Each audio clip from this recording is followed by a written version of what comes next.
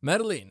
Alrededor del año 1150 DC, en el bosque de Broselandia en Bretaña, Merlín, de casi 170 años, desapareció tras ser traicionado por su propio alumno. Su cuerpo nunca fue recuperado, y hasta el día de hoy, nadie sabe dónde, ni siquiera si, está realmente enterrado. Su cromo de rana de chocolate simplemente dice, medieval, fechas desconocidas. Merlín fue el mago más famoso de la historia. Nacido en 982, fue uno de los primeros estudiantes de Hogwarts, y fue el seleccionado para Slytherin. Era un especialista en encantamientos, un vidente dotado, y era conocido como el príncipe de los hechiceros. Después de Hogwarts, él se unió a la corte del rey Arturo, y más tarde, la Orden de Merlín fue nombrada en su honor para proteger a los magos del abuso mágico. Un Slytherin que defendía los derechos de los magos siglos antes de que Voldemort convirtiera la casa en un emblema de la supremacía de sangre y la falta de nariz. Dato curioso, se supone que el rey Arturo vivió en el siglo V, pero Hogwarts no se fundó hasta los 990. Algunos teorizan que Merlín usó un giratiempo o que envejecía hacia atrás, lo que hace que su verdadera edad sea básicamente imposible de calcular. Clásico Merlín.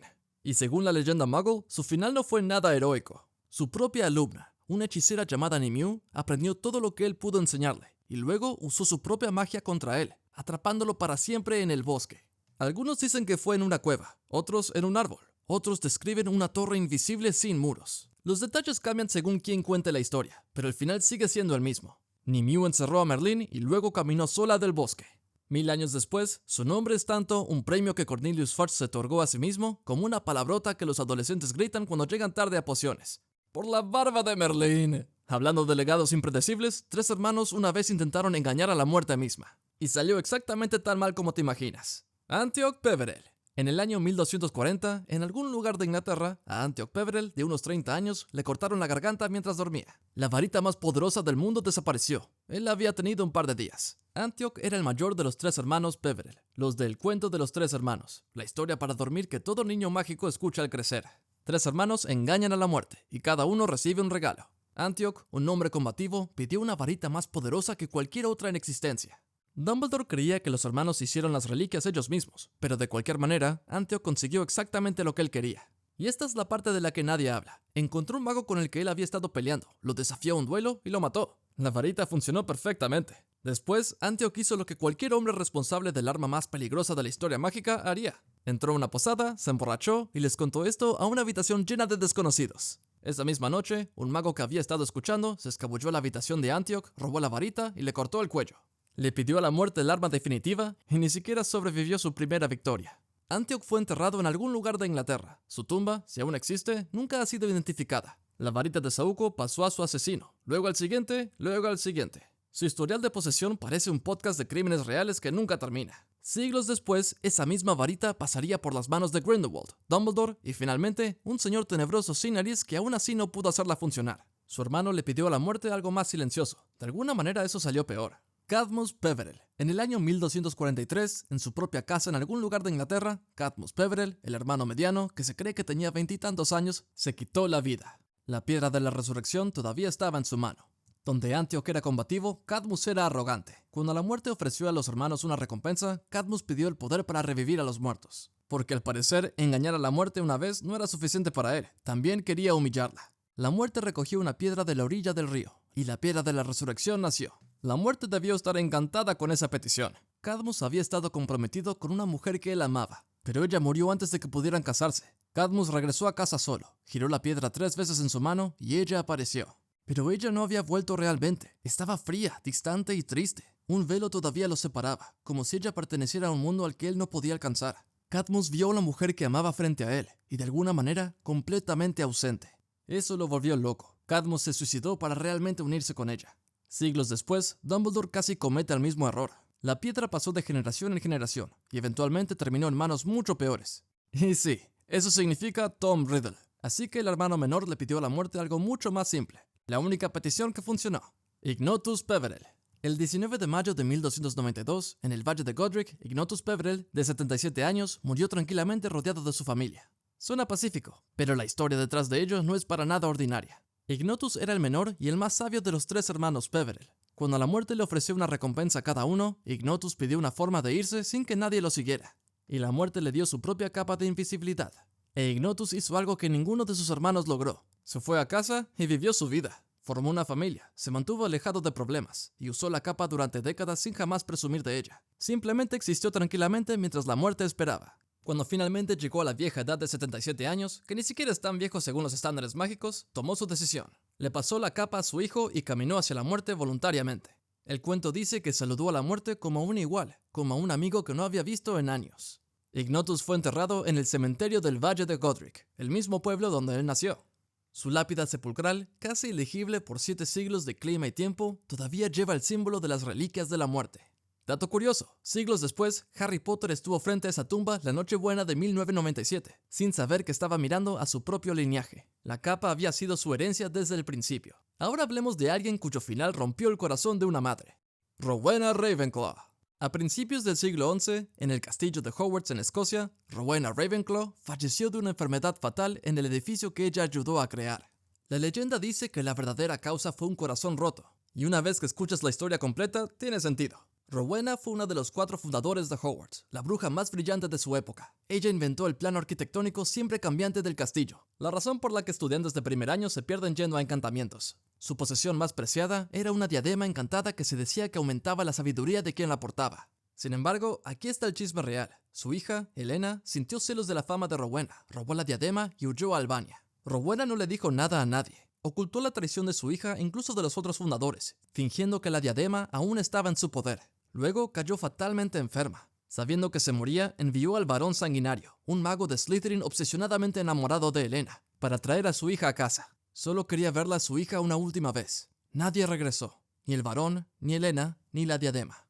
Rowena falleció en Hogwarts, sin saber jamás lo que sucedió en ese bosque. La bruja más brillante de su época, derribada por algo que ningún hechizo podía reparar. ¿Qué realmente le pasó a Helena? Una tragedia completamente diferente. Helena Ravenclaw. A principios del siglo XI, en un bosque de Albania, Helena Ravenclaw, se cree que tenía unos 20 años, fue apuñalada hasta la muerte por el hombre que su madre había enviado para salvarla. Helena quería ser más brillante que la mujer que ayudó a fundar una escuela entera. Así que tomó la diadema y huyó lo más lejos que pudo. Cuando escuchó al varón caminar entre los árboles, escondió la diadema dentro de un árbol hueco. El varón exigió que volviera a casa. Ella se negó. Furioso por la negación de ella, el varón la apuñaló. Cuando vio lo que había hecho, él apuntó el cuchillo contra sí mismo. 2 cuerpos en un bosque de Albania, la diadema escondida en un árbol. Nadie en Hogwarts sabía dónde estaba ninguno de ellos. Por eso esta parte duele. El hombre en quien Rowena confió para traer a su hija a casa es quien la asesinó. Ambos regresaron a Hogwarts como fantasmas. Ella se convirtió en la Dama Gris, él en el varón sanguinario, todavía encadenado y cubierto con su sangre plateada. Técnicamente sí la trajo de vuelta al castillo de su madre, simplemente no en el estado que Rowena tenía en mente. Siglos después, un joven Tom Riddle encantó a Helena para que revelara la ubicación de la diadema. Resulta que su gusto para hombres fue consistentemente terrible.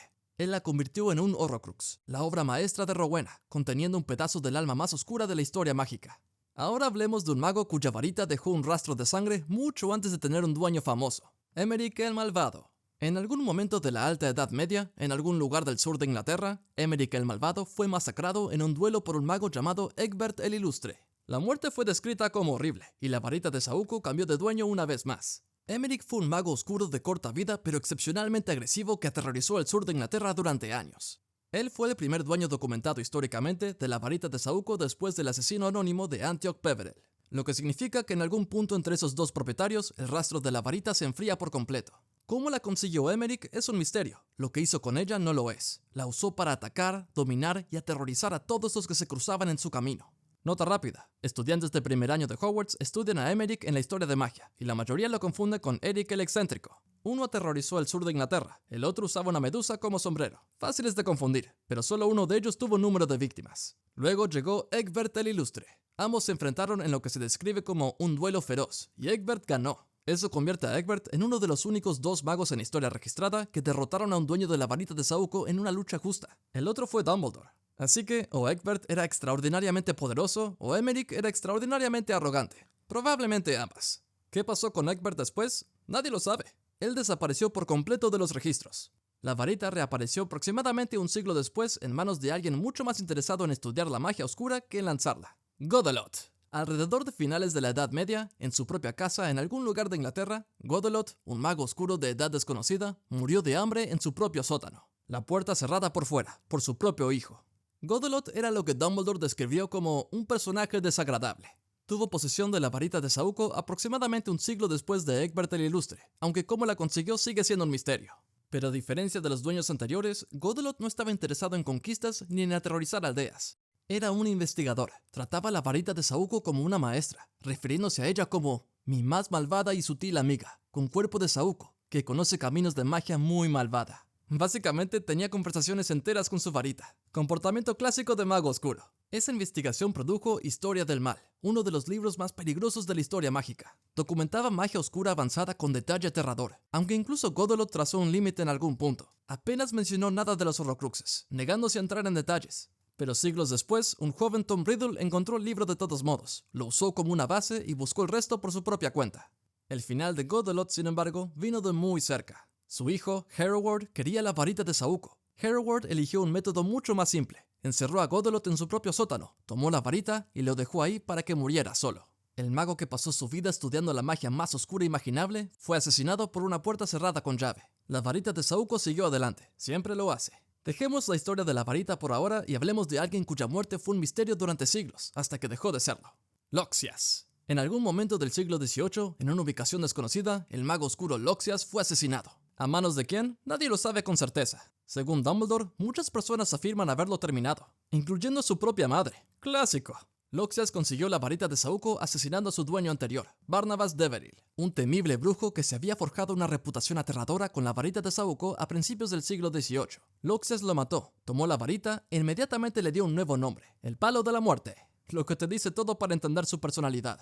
La usó para destruir a cualquiera que le disgustara, que, según el número de víctimas, era aparentemente todo el mundo. Y aquí está la parte embarazosa. Loxias era tan universalmente odiado que cuando finalmente murió, la gente hacía cola para reclamar el mérito. Múltiples magos afirmaron haberlo hecho. Su propia madre puso su nombre en esa lista. Si realmente mató a su propio hijo o solo quería el derecho para presumir, no está claro. Pero de cualquier manera, esa es una conversación de escena familiar de la que nadie se recupera. Según Xenophilius Lovegood, los candidatos más probables eran dos magos llamados Arcus y Livius, pero ni siquiera Lovegood pudo decir con certeza qué sucedió después. Ahora hablemos de alguien cuya relación con la muerte era, digamos, un poco complicada. Nicolas Flamel. En 1992, en algún lugar de Inglaterra, Nicolas Flamel, de 665 años, murió junto a su esposa Perenelle. Suena sencillo, en el mundo mágico no lo fue. Flamel fue un alquimista, nacido en 1326, que logró lo que todo mago de la historia había soñado. Él había creado la piedra filosofal, el único artefacto conocido capaz de producir el elixir de la vida, una poción que hace inmortal a quien la bebe, mientras la sigan tomando. Nicolas Flamel y su esposa Perenelle la bebieron durante más de 600 años. Dato curioso, el cromo de rana de chocolate de Dumbledore lo menciona como su socio en alquimia. Así fue como Harry, Ron y Hermione descubrieron qué estaba guardando Fluffy en su primer año. Pero en 1992, Dumbledore y Flamel acordaron que la piedra debía ser destruida. Voldemort, con el profesor Quirrell en la parte de atrás de su cabeza, porque al parecer ahí es donde se esconden los señores tenebrosos, estaba tratando de robarla. El riesgo era demasiado grande, Flamel lo entendió. Él y su esposa tenían suficiente elixir almacenado para poner sus asuntos en orden, y luego se dejaron ir. Dumbledore luego le dijo a Harry que, para Flamel, la muerte era como irse a cama después de un día muy largo. Después de 665 años, honestamente suena lindo. Ahora, un mago que tuvo a Europa como rehén durante décadas, todo por el bien mayor. Gellert Grindelwald. En marzo de 1998, en la celda más alta de la prisión de Nürnberg en Austria, Gellert Grindelwald, de aproximadamente 115 años, fue asesinado por Lord Voldemort con un solo maleficio asesino. Estaba desarmado, sin varita, y había estado encerrado en esa celda durante 53 años. Desafió a Voldemort hasta el final. Grindelwald nació en 1883, fue expulsado de Durmstrang a los 16 años por experimentos oscuros y llegó al Valle de Godric, donde conoció a un joven Albus Dumbledore. Ambos eran brillantes, ambiciosos y estaban enamorados. Sí, enamorados. Espero que no sea una novedad para ti. Soñaron con un orden mundial liderado por magos bajo el lema por el bien mayor.